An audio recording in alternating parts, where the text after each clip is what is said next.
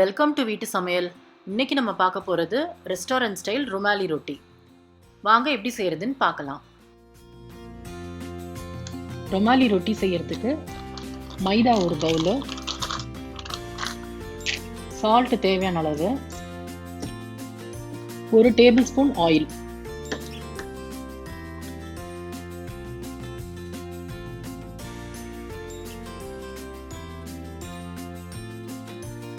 தேவையான அளவு பால் ஊற்றி மிக்ஸ் பண்ணணும். சப்பாத்தி மாவு அளவுக்கு மிக்ஸ் பண்ணணும்.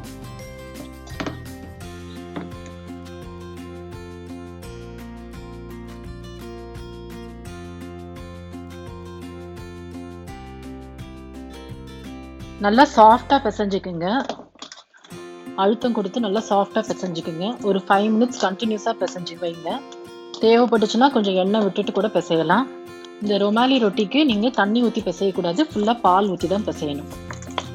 பாருங்கள், இந்த அளவு வந்து சாஃப்டாக பிசைஞ்சுக்குங்க. பிசைஞ்சதும் ஒரு 1 hour நம்ம மூடி போட்டு ஊற வைக்க போகிறோம்.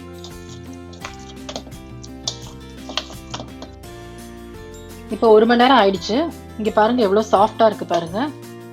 இப்போ நம்ம உருண்டைகளாக எடுத்து உருட்டிடலாம்.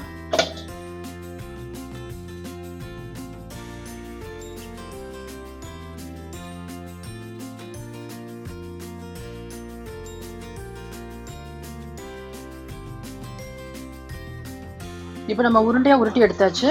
இனி தேய்க்க ஆரம்பிக்கலாம். மேடையில் மாவு தூவிக்கிங்க. மைதா மாவு தூவிக்கிங்க. அப்போதான் வந்து நம்ம மெலிசா தேய்க்கிறதுக்கு வரும்.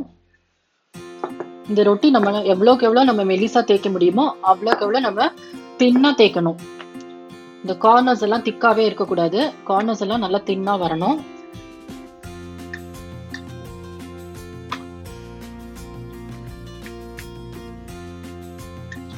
அதனாலதான் கோதுமை மாவை விட மைதா மாவு தான் இதுக்கு சரியா வரும் நமக்கு.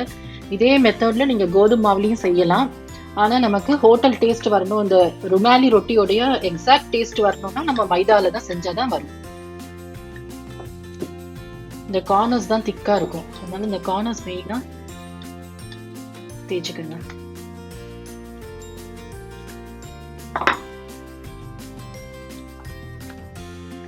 பாருங்க, மெலிசா தேய்ச்சி எடுத்தாச்சு. இப்போ இன்னொரு உருண்டை தேய்ச்சிக்கலாம் பாருங்க.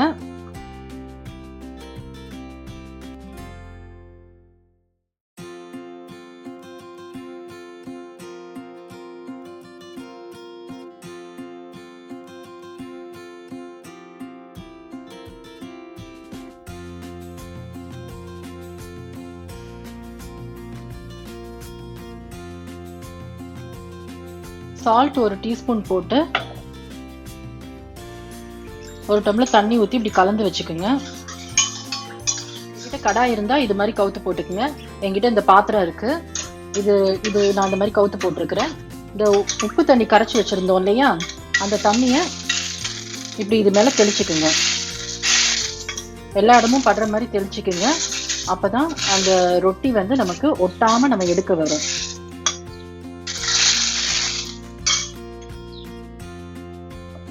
இது மேல இப்படியே போட்டுருங்க.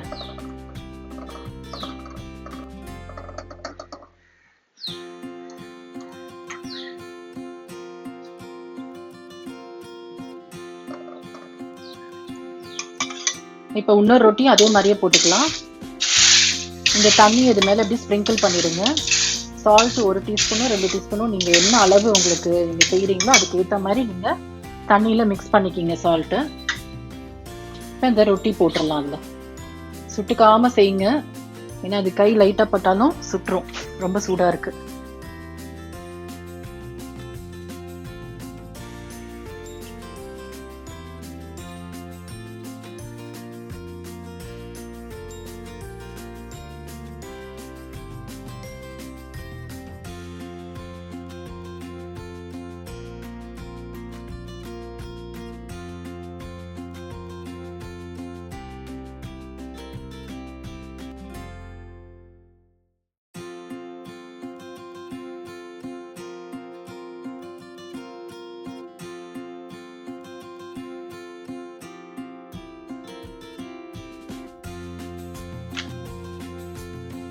இப்போ நமக்கு தோசைக்கல்ல கல் நல்லா காஞ்சிருச்சு.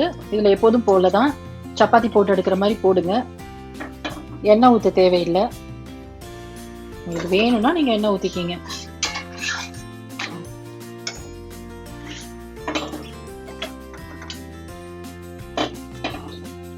கிளாத் ஏதாவது வச்சு இப்படி ப்ரெஸ் பண்ணி விட்டுக்குங்க.